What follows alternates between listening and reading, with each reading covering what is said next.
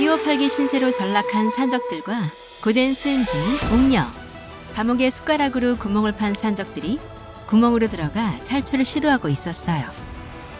두령은 구멍 속을 기어가며 지독한 냄새를 맡고서 손으로 코를 잡은 채 앞에 있는 수아에게 이야기했어요. 그런데 코를 찌르는 이 냄새의 정체가 무엇이냐? 앞에서 길을 안내하며 기다리고 있던 수아가 뒤에 따라오는 두령에게 이야기하였어요. 두령, 분명 약속하셨습니다. 나갈 수만 있다면 어디로 길이 통하여 있던 아무 소리 안 하시겠다고. 이쯤은 안 오셨죠? 좁은 땅굴을 기어가는 두령이 답답한 심정으로 이야기했어요. 그래, 도대체 어디로 통하였단 말이냐? 수아는 기어들어가는 목소리로 간신히 이야기하였어요. 아무래도 관아의 측간을 뚫은 것 같습니다. 뭐라고? 그렇다면 직간을 해치고 그곳으로 올라가야 한단 말이냐? 어쩌겠습니까? 일이 이렇게 되었으니 다른 곳으로 땅을 팔 시간도 우리에겐 없지 않습니까? 두령은 마음을 가라앉히고 모든 것을 체념한 듯 이야기했어요. 알았으니 어서 앞으로 기어 나가거라.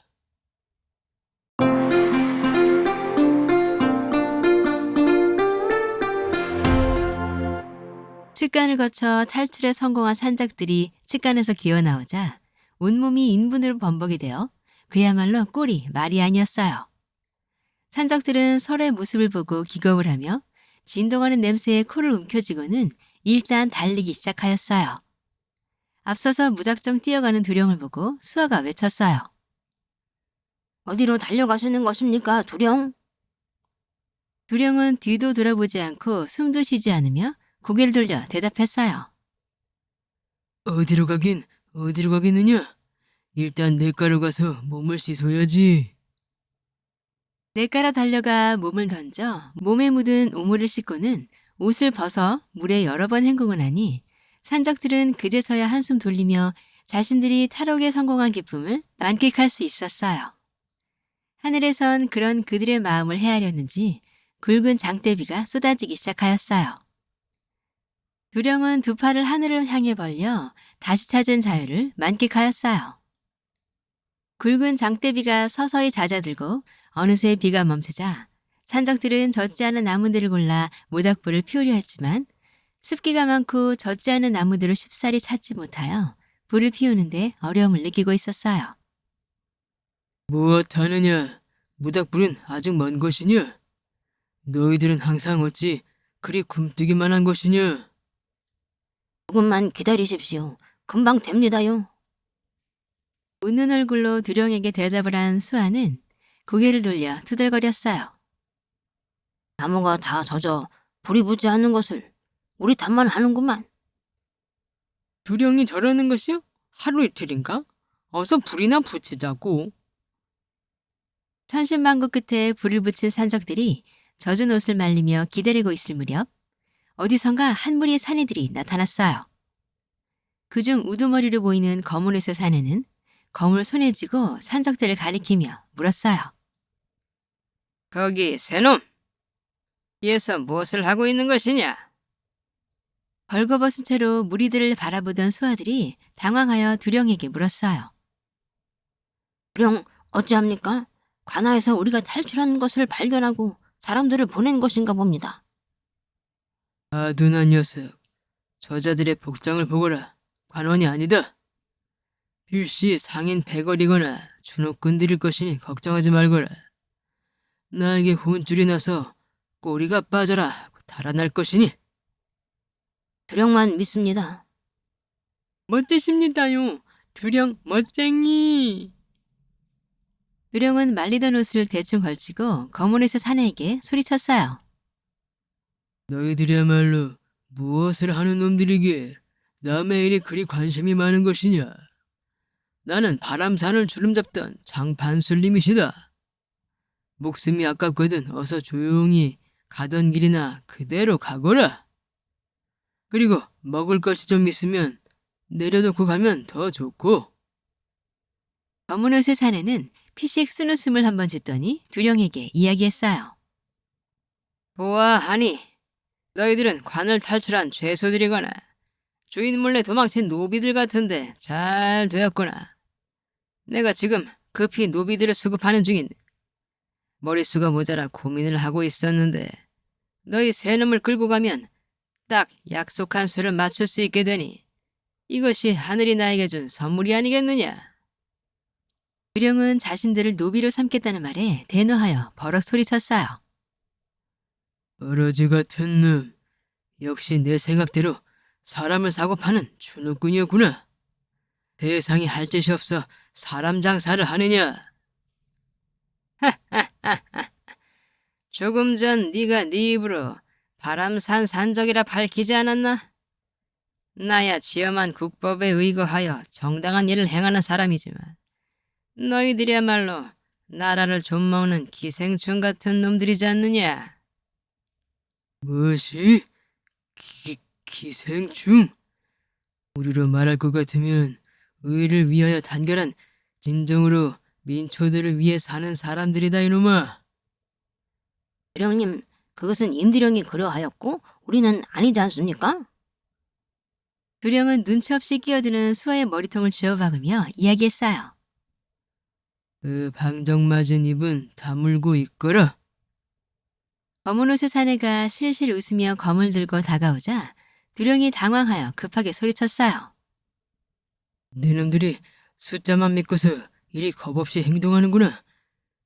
네놈이 그리 지엄한 국법 운운하며 정정당당하는 척하더니 비겁하게 짝이 없지 않느냐. 다가오던 검은 옷의 사내는 검을 다시 내려놓고는 두령에게 말하였어요. 그럼 내가 어찌 해주면 정당해지는 것이냐. 원하는 걸 이야기해보거라. 나에게도 검을 주고 우리 둘이 1대1로 정정당당하게 승부를 가리자. 그것이면 되겠느냐? 여봐라, 저놈에게 칼 한 자루를 내어주거라. 검은 옷의 사내의 수하 중 하나가 자신의 칼을 던져 두령의 발 앞에 꽂았어요. 두령은 자신의 발 앞에 꽂힌 검을 뽑아 자세를 취하며 크게 웃었어요. 천하의 멍청한 것들, 나에게 이렇게 쉽게 검을 내어주다니. 너희들은 오늘 아주 큰 실수를 한 것이다. 검은 옷의 사내는 여유롭게 검을 내린 채 두령에게 이야기했어요. 이제 그만 나불거리고 어서 오거라. 오냐, 이 천하무적 장판술의 건물 받아보거라. 여러분 모두의 예상대로 두 사람의 싸움은 아주 싱겁게 한 방에 끝나버리고 말았어요. 사실 검은 옷의 사내는 고려 시절 병란도 지역에서부터 대를 이어 노비를 사고 파는 집안의 후예로 위에가 이미 경지에 오른 사내였어요. 검광이 단 한 차례의 빛을 발하고 두령은 검을 빼앗긴 채 힘없이 바닥에 주저앉고 말았어요. 산적들은 다시 밧줄에 묶인 신세가 되어 노비 상인인 이객주의 소나기에 들어간 노비 신세가 되었어요.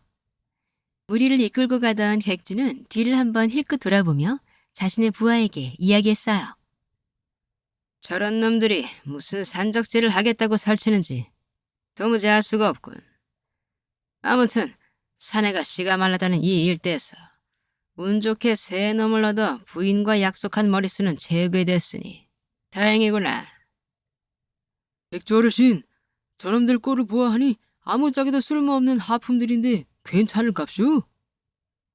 그거야 부인이 알아서 처리할 것이고 이 시국에 부인도 크게 뭐라 하지 않을 것이다. 개똥도 다 때가 되면 쓸 때가 있을 것이다. 객주의 말이 끝나자 부하는 자신의 손으로 코를 움켜쥐고 똥 씹은 얼굴로 이야기했어요. 그런데 자꾸 아까부터 저놈들한테서 진짜로 개똥 냄새가 납니다요. 너도 느꼈느냐? 내 코가 이상한가 싶었는데 저놈들에게 나는 냄새가 맞았군. 참으로 더러운 놈들이구나. 상정 못할 것들. 객주는 걸음을 재촉하여 산적들과 한참 거리를 두고 앞장서 나갔어요. 이윽고 김대감 댁에 도착한 객주의 일행은 산적들을 부인에게 인계하며 이야기하였어요. 부인, 마지막으로 수급해온 노비들입니다. 어째 노비들 꼴이 형편없어 보이는군요. 어디서 저런 하품의 물건들을 수급한 것이오? 야간조 노비도 필요하다 하지 않으셨소? 사람의 취향이야 각양각색이니 어찌저찌 끼워 팔기라도 하면 되지 않겠소? 과연 그럴까요? 마침 야간적 인원이 모자라는 형국이니 그렇게 해서라도 끼어 팔아봅시다. 미심쩍은 표정으로 이야기하는 부인과 대화를 나누던 객주는 산적들에게 다가가 물었어요. 너희들 혹시 밤일에 자신이 있느냐? 밤일이라 함은 여인과의 운율을 즐기는 것을 말하는 것이오? 잘 알고 있구나.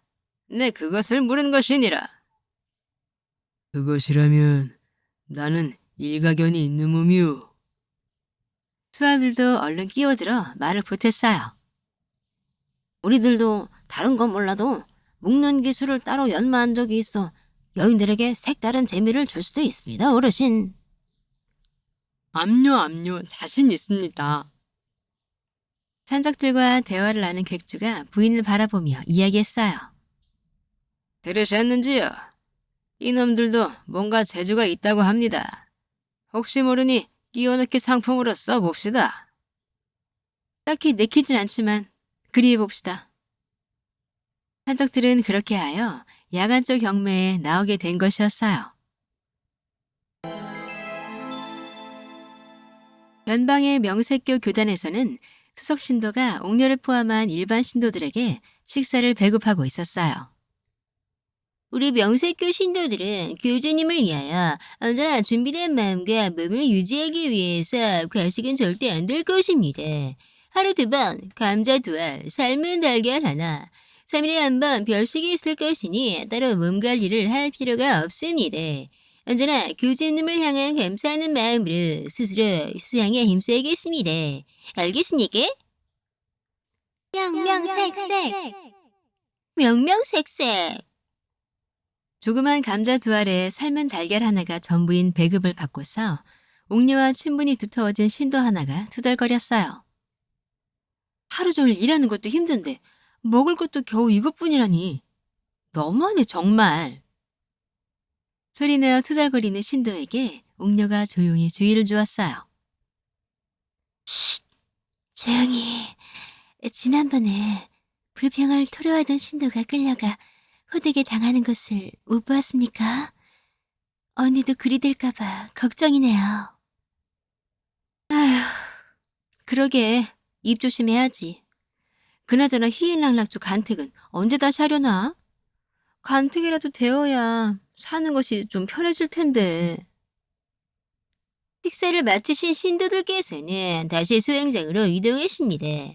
교주님께서는 가만히 앉아 계셔도 우리가 하는 행동을 모두 다 지켜보고 계십니다. 쓸데없는 잡담과 태만한 수행 태도는 교주님께 한 걸음 멀어지는 길이니 오직 수행 작업에만 전념 또 전념하시기 바랍니다. 아시겠습니까? 명명색색 명명색색. 오늘도 옥녀의 하루는 험난하고 고되기만 수행의 연속이네요. 옥녀가 희인락락주의 간택만 되게 된다면 교주의 목숨도 보장할 수가 없을 텐데 속아서 입교한 신도들의 참담한 생활이 참으로 안타깝네요.